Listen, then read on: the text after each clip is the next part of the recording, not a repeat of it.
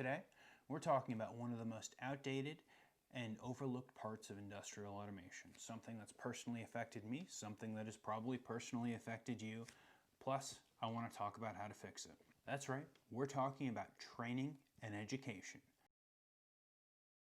It's 2020, and not only are we regularly losing operators and maintenance staff to normal attrition, but we're also losing SMEs. Yes, subject matter experts. And we're losing them for a bunch of reasons. Age, normal retirement, they just don't want to deal with the change anymore. All of the uncertainty with coronavirus and COVID-19, quite honestly, they're worried about having to go back to work, and the added benefit of going back to work outweighs the risks because most of them are in their 50s and 60s and 70s. And as I've been saying, for the last handful of years, I thought, 5 to 10 years we were going to be in the process of losing lots of those SMEs and lots of that leadership. But today, in 2020 with coronavirus, I think it's pushing up the timetable, and I think we're going to see attrition on an extremely regular basis. That is definitely something to be worried about, and we need to find a way to grasp their knowledge and put it in structures so that we can train it to the next generation. So what does training look like now in industrial automation? First, someone get me a pocket protector. What? I don't have a pocket? So you go through a new project. You build a machine, you build a line, you put a SCADA, an MES, another solution on top of that, and you have to provide some sort of O&M and training, right? Everyone includes the and training, but no one really thinks about how we go through the training. And most of the time, it's the project engineer, and they slap together a PowerPoint slide, and people sit down and watch it, and it's literally death by engineering PowerPoint. And most people don't understand, don't learn based off of a single PowerPoint. And quite honestly, most of the people watching them that are going to be using this on a day-to-day basis are not engineers in and of themselves. And it's like teaching a different language. So what I'd like to do is to help bring training into the 21st century. So to do that, I would like to introduce an educational concept, multimodal education. Multimodal education. That basically means that people learn in different ways. Some people are going to learn through that PowerPoint slide. Some people are going to learn through that 600-page O&M. I am going to learn different from you. I learn differently than my wife learns. We all learn differently than the kids today who are these digital natives who grew up on iPads and phones. And we shouldn't talk about when I got my first phone. So people learn in different ways. Some people need to read it, some people need to write it, some people need to go through a simulation, ask questions and answers. Some people need to go listen to it multiple times, go look through the knowledge base, which is another important topic as we go through this.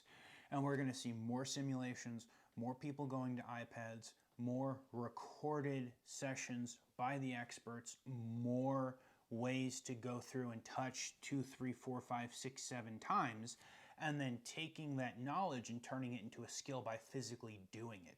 This is all something that generally happens in the classroom. This is something that we need to find ways to train the people who are going to be working at our facilities. Someone is not going to come to a facility and work there their entire lives.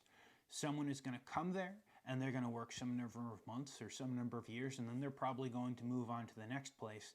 And if we don't have a good way to document what we're doing, putting it into the knowledge base, and then building it into some sort of training session, we're going to lose all of that knowledge. Right now in 2020, we have to be worried about losing the decades of knowledge from the subject matter experts who are currently getting ready to leave the workforce. We have to find a way to train the next generation of workers. And then after that, we were going to have to do it on a semi-regular basis. That is just the world that we live in. And if we can find ways to train people properly so that everyone understands it, we're going to be able to train quicker. We're going to be able to find more return on investment for each of the person that we put on the plant floor because they're going to be worth more.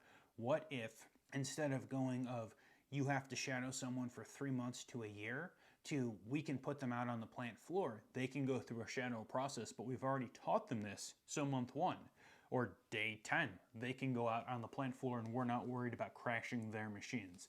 That is the dollar and cents reason why we have to go through the process of training people in ways that they understand. That's right, those sustainable solutions are going to be bigger and bigger into the future. And as you guys can see, I've sat through more than a couple of education classes. As I said in the past, my wife is an educator. It's something that I really believe in. It's something that we as an industry are lacking. And it's something that the more conversations I have, the more courses I put together, the more training and teaching that I help to do, the more benefit I see. And the ability to send people out who are confident onto the plant floor, that's a win in and of itself. Plus, we don't have to worry about downtime, operators breaking machines, all of these questions, a whole bunch of e-buttons getting pushed because something's going wrong in the system and they don't know how to solve the problem. All of these are fantastic. So I want to hear from you. As you guys can tell, I'm super passionate about this. I think that this is one of the waves of the future, the ways that this industry is going to go. I'd like to know how you guys are currently training. Are you looking at different ways to provide training on either solutions or for the workers in your facility?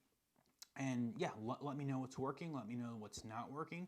Let me know if you guys are interested in having a conversation, because I would love to find a way to help build a sustainable solution for you. Personally, it's extremely rewarding in being able to make an almost immediate difference and being able to help move facilities forward in ways that we don't think about and have historically not think about as important.